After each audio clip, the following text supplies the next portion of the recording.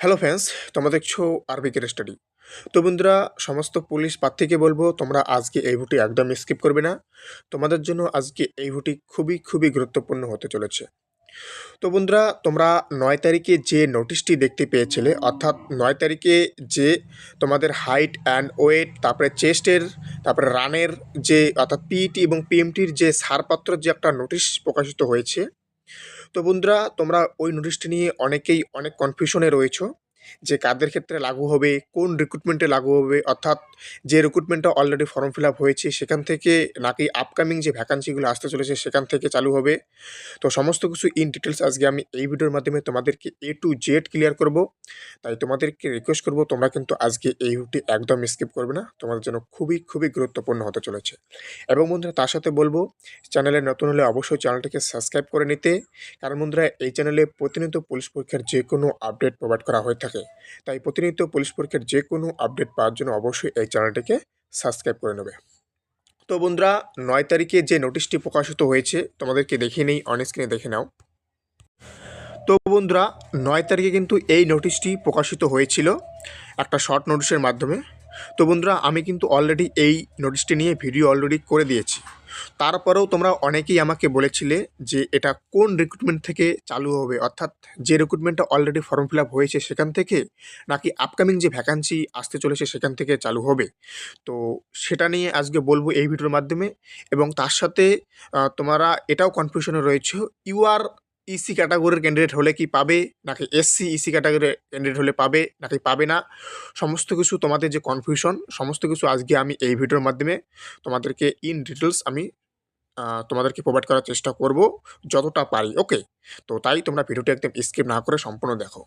তো তোমাদেরকে এখন আমি সেই আগের নোটিশে চলে যাই, দেখে নাও ইন ডিটেলস তোমাদেরকে আজকে আমি বলতে চলেছি।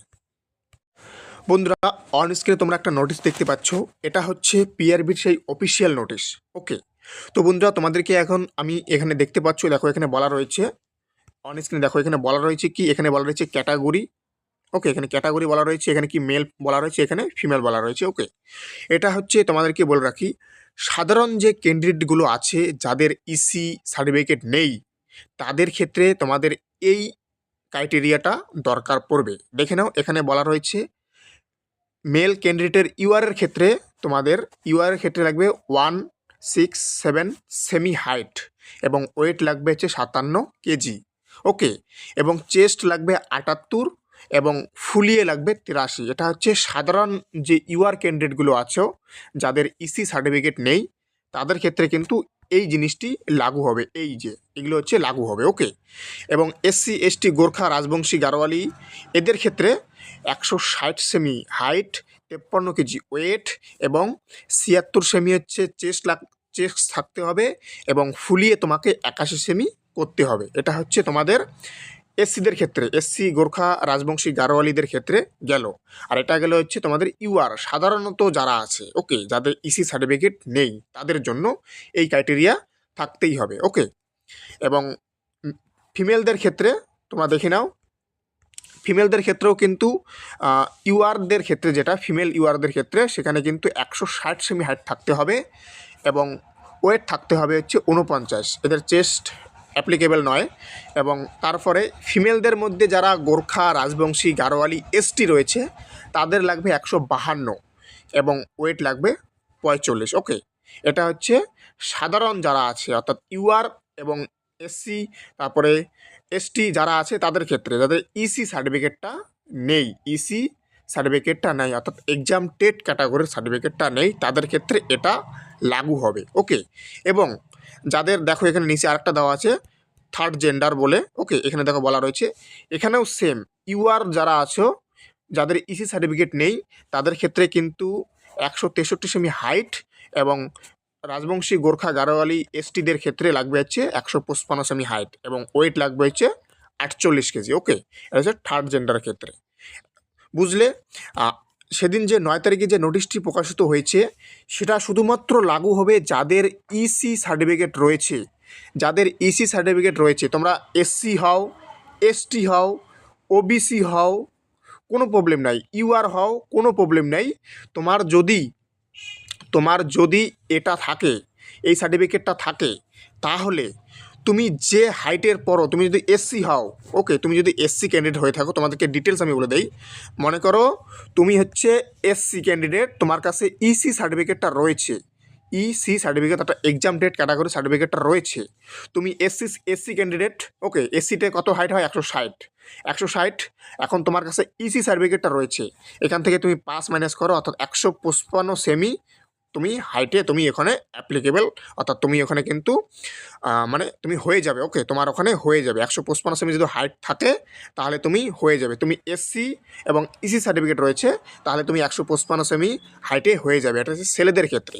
এবং মেয়েদের ক্ষেত্রে বলে রাখি, মেয়েদের ক্ষেত্রেও সেম, যদি তুমি ইসি হয়ে থাকো, অর্থাৎ তুমি এসসি হও, এসসি কত আছে 152, এখন তুমি ইসি সার্টিফিকেট আছে তোমার কাছে, ইসি সার্টিফিকেট আছে তোমার কাছে, তাহলে তুমি এখান থেকে 5 বিয়োগ করে যেটা হয়, ওকে, সেই হাইটে তুমি কিন্তু সার পাবে, অর্থাৎ 147-এ কিন্তু তুমি সার পাবে, ওকে। এটা হচ্ছে বলে দিলাম। এই সমস্যাটা তোমার ছিল, তোমরা অনেকেই বলেছিলে যে আমি এসসি, আমার এসসি সার্টিফিকেট রয়েছে, আমি কতটা পাবো, তোমরা আমাকে বলেছিলে। তো তোমাদের কিন্তু ক্লিয়ার করে দিলাম যে তুমি যে ক্যাটাগরি থেকে বিলং করো সেই ক্যাটাগরির থেকে তোমার যদি ইসি সার্টিফিকেট থাকে তাহলে তোমার মেন যে হাইট সেখান থেকে 5 সেমি তুমি ছাড় পাবে, ওকে।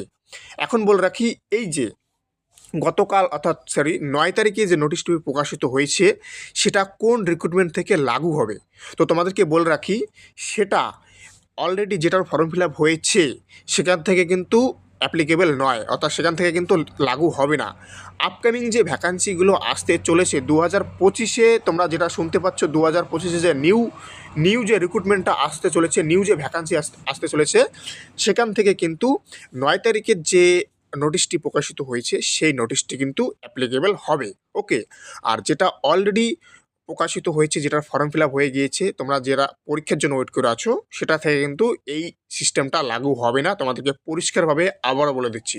তোমরা বলেছিলে আমাকে যে কোন রিক্রুটমেন্ট থেকে এটা চালু হবে, তো যারা এটা নিয়ে কনফিউশন ছিল তারা কি বলার চেষ্টা করলাম, ওকে। তোমাদের ওই নিউ রিক্রুটমেন্ট যেটা আসতে চলেছে 2025-এ সেখান থেকে কিন্তু লাগু হবে, অর্থাৎ আবার যে ভ্যাকান্সিটা আসতে চলেছে সেখান থেকেই লাগু হবে, ওকে। তো এই হচ্ছে আপডেট।